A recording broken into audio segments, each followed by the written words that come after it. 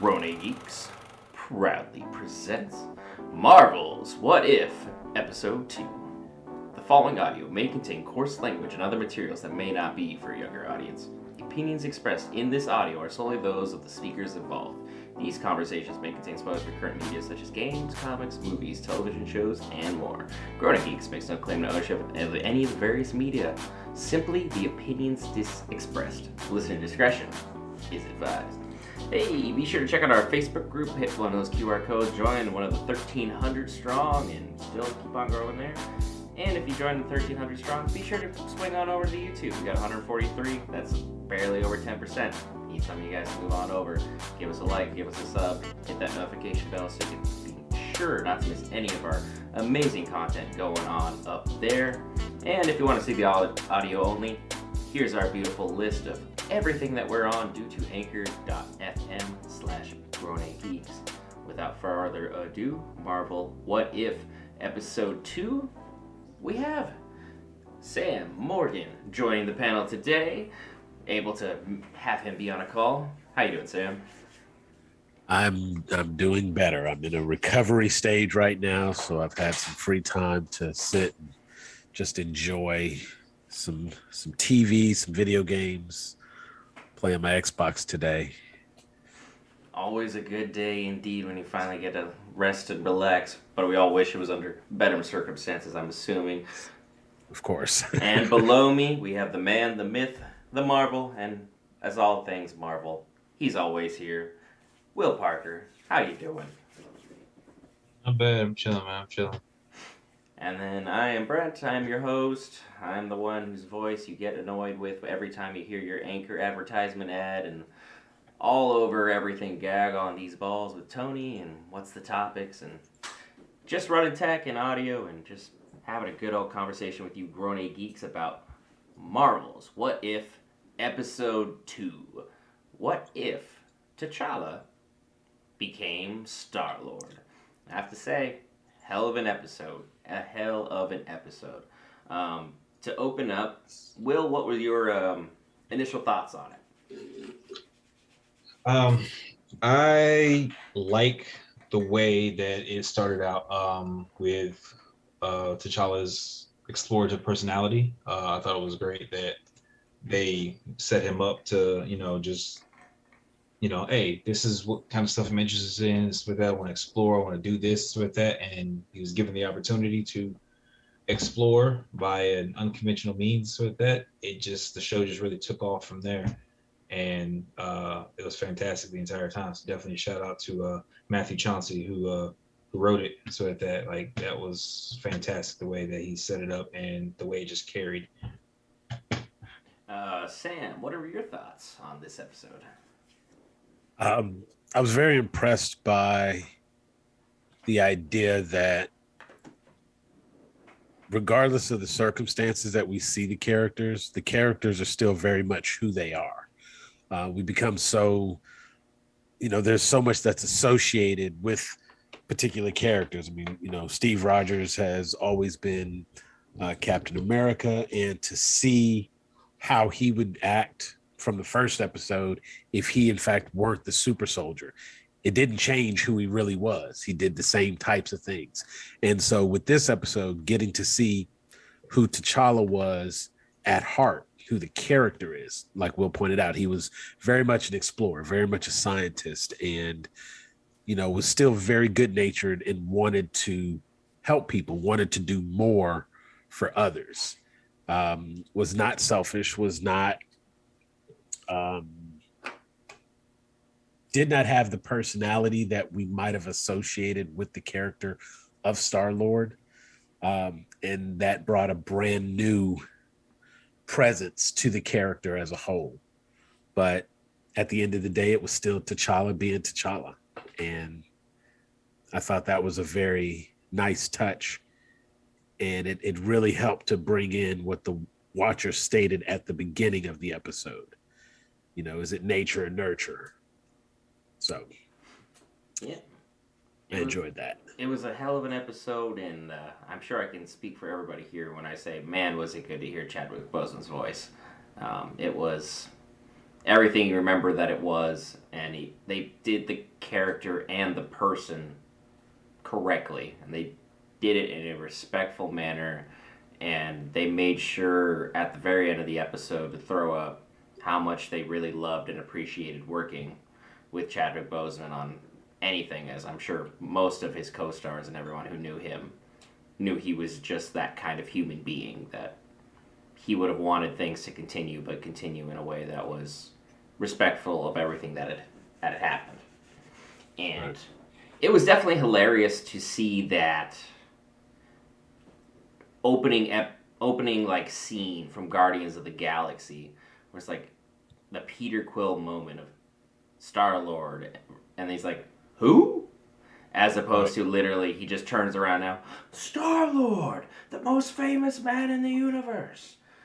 Yeah. And like all of his different exploits that went on with it, and like I was not expecting to see Josh Brolin on this episode as Thanos in any capacity, let alone still being the way he was, but for a good cause. And then the Collector picked up a P90X membership and just went to town trying to get buff for some unknown reason.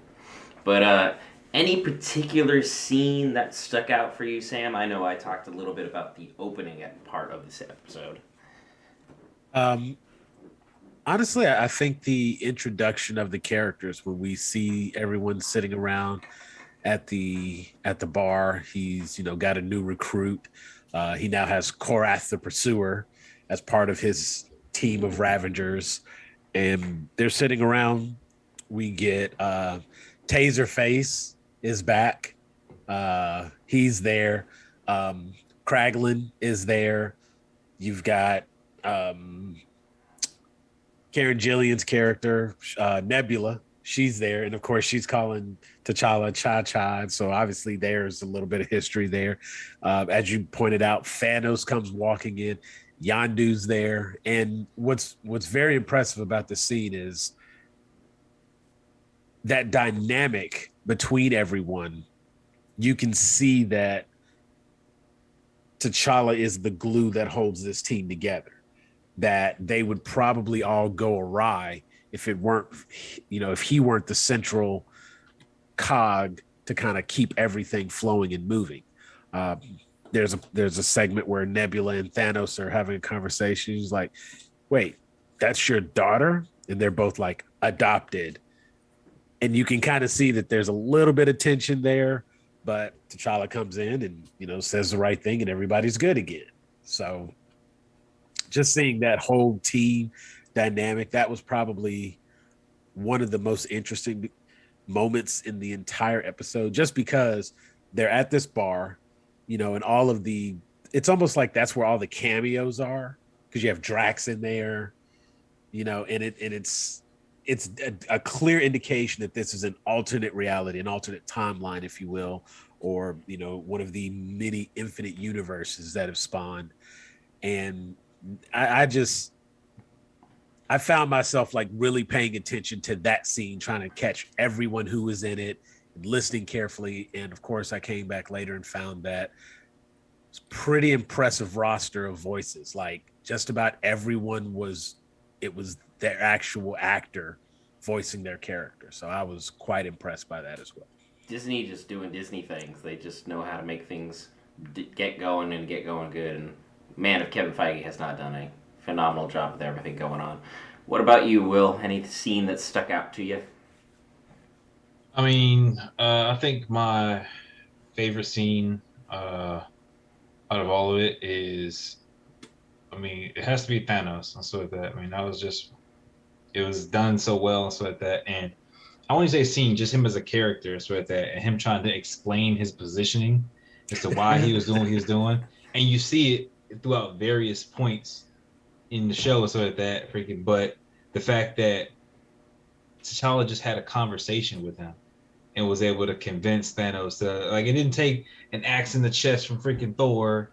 It didn't take freaking a bunch of, bloodshed by freaking, Tony Stark, so that, like, it literally was a conversation that T'Challa had, so that to convince the Mad Titan, which I love the illusion they did in there to the Mad Titan, so that to really let him be a part of this cast and stuff like that, and really kind of set this stage going forward.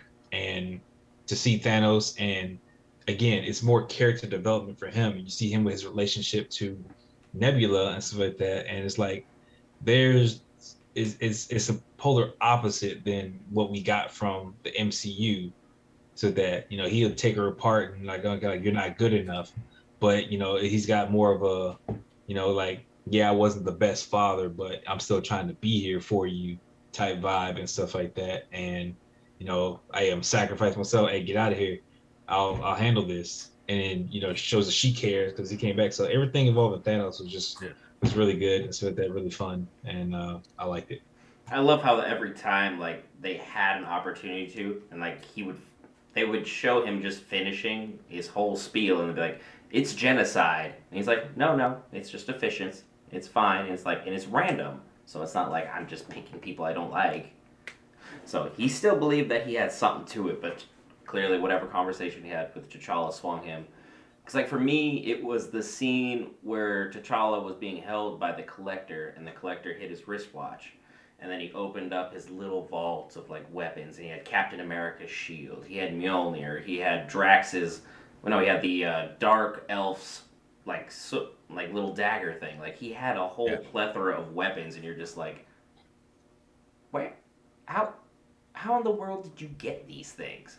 Was my first question, but also they explained it fairly well, and that when Thanos was like, yeah, once I stepped down, there was a power vacuum. So he stepped up. So, it made sense. And like the very ending scene that they had with actual Peter Quill meeting Ego, it was just like, well, that's gonna have a couple implications there. Like that's gonna be a thing that everyone's gonna have to deal with here shortly, because Ego's plan's gonna be probably pretty flawless at this point, because there's no one to convince Peter of anything else going on. So. That was definitely a thing. With everything that's going on with this What If property, is there anything that stuck out to you guys that you're just overall very, very impressed with? And I'm going to start with you, Will. I mean, I'm impressed with them they basically took the Marvel stories that they've already come up with, so at that, and they've rewritten them in a different fashion. And the fact that they've rewritten this short, animated series and stuff like that in a fashion that's still MCU caliber. That's what that. They've written it in a way they've used, like it's not other voice actors and stuff like that. Freaking like it's the same voice actors who voice those characters in the MCU. Everything for the most part, so like that. And the fact that they're still doing the lead up and stuff like that. Like they're giving us the pieces and stuff like that. They're letting us know what's available, so like that. We're getting the cameos and stuff like that. Like everything that they're doing is so like that is setting up for something in the bigger picture and stuff like that. And I really can't wait to see like how it all shakes out. So that like I think this is a really big point and stuff like that. And a lot of characters are going to get to shine in a way that that shows that it doesn't have to be the standard ones that we're used to. So that I think Captain, Peggy Carter and stuff like that is really shining, doing her thing. T'Challa as Star-Lord is really doing, his thing, so that, and we've got, more coming up and so like that. We don't know who's going to be good, who's going to be bad. Like I said again, the big bad could be, hey, Loki's, Peter Quill and freaking Gamora facing off against Star-Lord, freaking T'Challa, freaking, Thanos and Captain Carter. Like, who fucking knows? It's a fucking flip. And I love it. Like, I'm here for it because right now anything can happen. This is their version of the universe, so that nothing is set in stone. And I feel like we're going to be in for a couple more surprises that are really going to be good. Oh yeah, because if they've revealed all these different characters so far, and they bring the Mad Titan all the way into episode 2, and this is like I believe what, an 8 to 10 episode series. So 9 episodes, if I remember. Yeah, they got a lot of things planned for us, and just like we saw with WandaVision, we don't really know what to expect when Marvel goes outside of its usual bag. So anything that's particularly stuck out to you, Sam? Kind of tying on to my earlier point, and as Will pointed out, the thing that sticks out to me the most is that this is not Marvel animation. This is animated MCU. So these stories, the caliber of story that's being written, the in a sense you could almost even say the budget that's behind this, it's pretty big, you know what I'm saying? Because these aren't things that are just being written for the sake of, like, ooh, let's put something else out. These are literal moments from the MCU that are all based on a decision. One moment changes everything in this particular timeline. Each of these stories, having watched Loki, we now have a word for it. Each of these stories is a variant of a movie, a series, a show, of something that is well established and well known in the MCU. And we're seeing something very simple. Um, the fact that they're able to, they're able to maintain that consistency by keeping the voice actors, by having the people who played these live action roles be these characters, voice actors.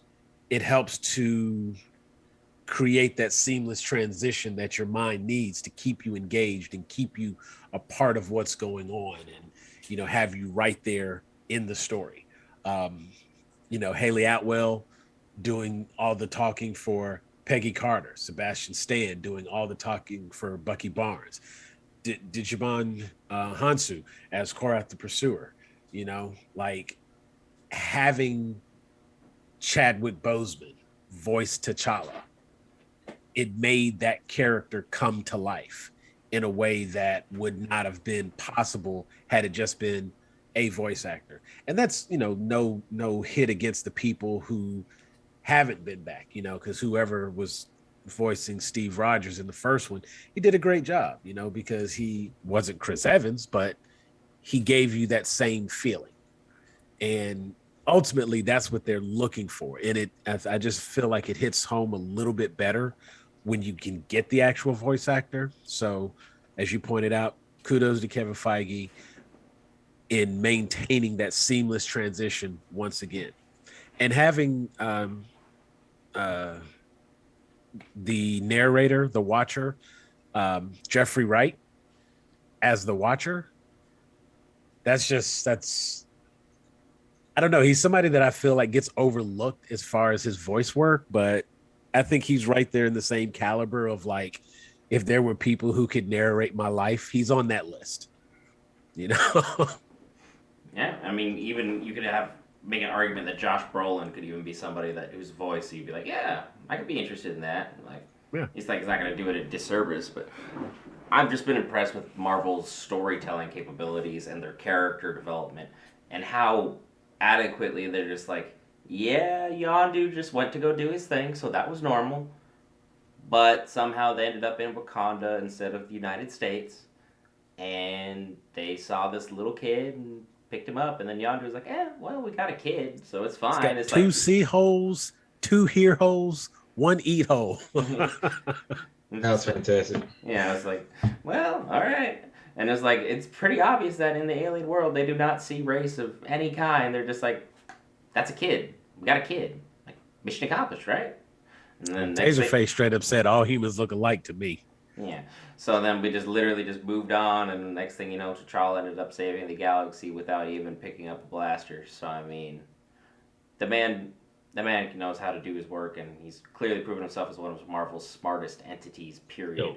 So, do not mess with Black Panther. Look, that rocket knee, that was beautiful.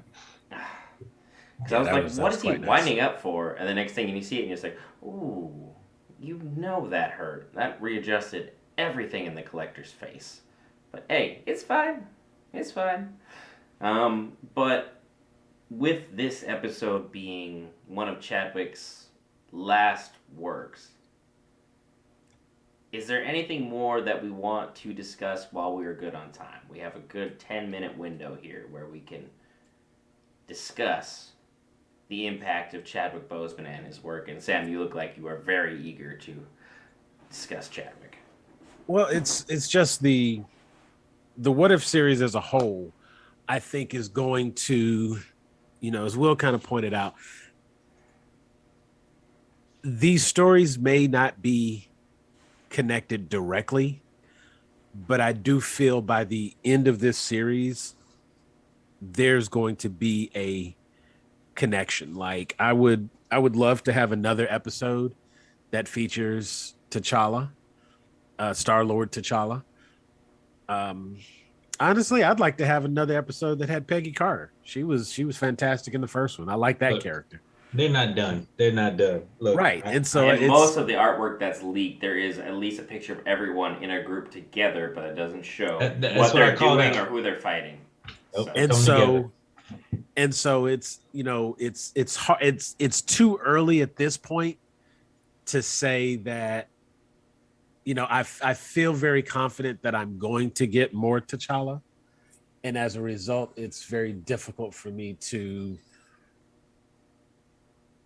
I don't want to get too excited and too hopeful for more, but I feel like more is coming. So I will just wait and take what they give me. Um, It's coming.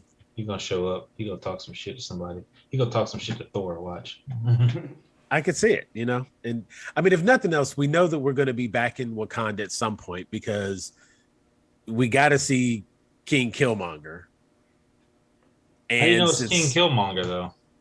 and he flew off. Well, I mean, like, okay, if we just go by the context clues, like you said, the leaked promo, whatnot, it's gonna be Kill Kingmonger, and or like what was it? He wasn't Black Panther. He was the Golden Leopard or whatever it was. His costume was.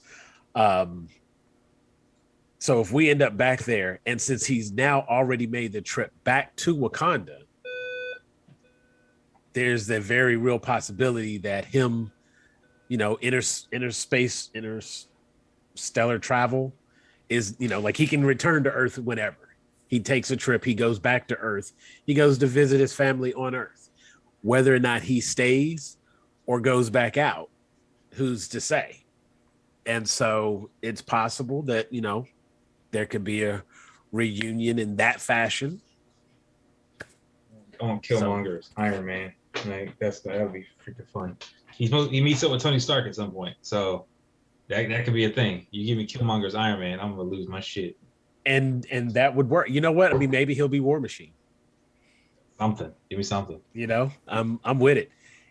And the thing is, if he is just King Killmonger simply because he was in Wakanda at the time and he has the royal seat because T'Challa's off in space, all that fits. Everything they're doing kind of works together, and it's already safe to say like the Avengers probably wouldn't have gotten formed the way we would think they would be formed because there was no Cap. We have there's Captain just a Carter. better Cap. Right. We have Captain Carter, who's like a one-man Avengers, or one-woman Avengers, excuse me. And if she's doing her thing, we still know that S.H.I.E.L.D. is still formed because we see Nick Fury and we see Hawkeye. So if Nick Fury and Hawkeye are still there, he still may be trying to do the Avengers initiative, but would not necessarily have a Tony Stark who would show up as Iron Man to bring in, because technically, since they already would have had Hydra Stomper, the blueprints and the plans and everything would have already been done by Howard. So it makes sense that Tony would have just improved upon those plans. And then it would make perfect sense for him to put a test pilot in it and not pilot it himself, because he may never have ended up in that desert. So there's a whole lot of, what I'm saying? Like if he doesn't get that shrapnel in his chest, he does not build the Iron Man suit. That's the whole beauty of this what if series. We could sit here and speculate all of the possible scenarios that create all of these little branching timelines, and which ones we're going to see are the ones that they've decided to write, the 9 episodes or the 10 episodes that we're going to get for this series. But there's so much red string that you sit here and let me play with it long enough, hours. I'll make it connect. I'll make it all work. Because Marvel's built such a solid universal foundation that literally you could do just about anything, and you Yeah. can still have certain validity for any and all types of arguments. So for someone who can weave a story like you can, and someone who knows the comics like Will does, like there's a lot of possibilities with this series and everything that they can do. Looking forward, what do we have on deck, Will? What is episode 3? Episode 3 has to do with the Loki invasion, I believe. So we're gonna see what happens when Loki, apparently, from what I've seen, he comes in not like raging with the army. He comes in to talk about his invasion. Hmm. Diplomacy apparently is the word that you're throwing Diplomatic around. Loki variant. Just out So there, go loud and proud. so yeah, we're just gonna see how this plays out.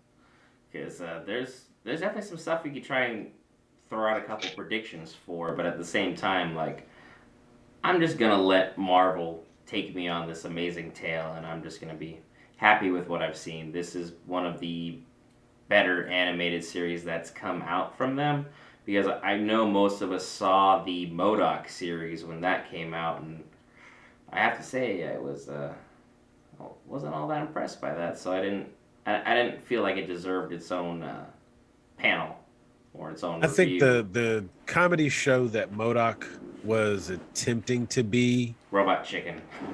yeah, Seth Green's it's fingerprints were all over it. I was about to say it has a very, very specific formula that it was aiming for. And I feel like they hit that formula fairly well. It's not as funny as I wanted it to be. It's somewhere along the lines of like the Brack show, you know. It was something, but it wasn't what we're all hoping for. Because with how much like it But was see, being that's promoted, you're just like, also eh. and that's also why I point out that this is Marvel Studios, not Marvel Animation. It just happens that it's animated, but this is every bit of Marvel Studios. So the same people who were in charge of the MCU is in charge of this. It just happens that it's animated. So whoever did Miss Minutes and did some of the commercials for WandaVision and stuff like that, it's that group. They got more money to draw more stuff. And But clearly they know what they're doing, and they've done an yeah, exceptional job. I don't really feel like there's anything else we really need to talk about. Is there anything pressing that you guys want to discuss in this episode other than we are so ecstatic to hear Chadwick come back? no, I think this one was I was a little bit more impressed with the way this story came together based on, it ties in a couple of different stories because it crosses, all the Guardians of the Galaxy stuff. And by having Thanos, you cover your Avengers, your Endgame, your Infinity War. It draws all of those together in a single story. Whereas the first one, Captain Carter, really only covers two stories. Captain America, and then it touches the Avengers. Just that one end moment. And see, even then, I would say Captain America and maybe Winter Soldier. There's like a line or two in there, but yeah, I feel like this one covered more ground, and I think it did a better job of covering more in the story than the first one did. So I can't really say that it's a better episode, but it covered more ground, and so I would give it. It has more points available to it. Will, you got anything you would like to add on, or do you feel like we've covered this pretty succinctly? Give me more. Yeah, just give me more. I'm very happy with everything we've seen with Marvel's What If. Can't wait to recap tomorrow. I mean, not tomorrow. What am I talking about? Next week, we'll be doing the midnight showing, so be sure to like this video. Be sure you're subscribed to the YouTube page so you don't miss out on anything. And to double check and always ensure you're not going to miss anything, ring that notification bell. We appreciate the likes. We appreciate the subscriptions. It helps with our support. It's literally free. It takes one click. If you're already watching, I don't know why you wouldn't be subscribed. And be sure to check out our audio-only content on anchor.fm/GrownUpGeeks and join the Facebook group for all the wonderful conversations and memes that Will throw out once he's caught up with episode 2, because I'll tell you, he's already got a couple doozies he sent me, so just be prepared, folks. I've been Brent. Above me has been Sam. Happy to have him on for today's panel. We got the man, the myth, the marvel, Will Parker down below. And as my co-host, a gag on these balls would say...